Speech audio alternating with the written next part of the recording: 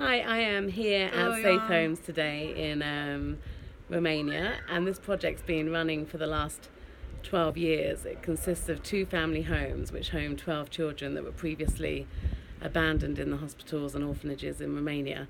And we also have a therapy centre where we provide therapy for all the kids that are living in our care and foster care and here in these homes as well. So if I show you behind me, just down there after the park is one of our other houses and the therapy centre, and here is Nicoletta's house where she lives with her foster sisters and foster parents. Should we get Mergi min auto? Ja, ja. Let me just show you inside. Just give this a shot. Huh? Did they? Hi, Dits.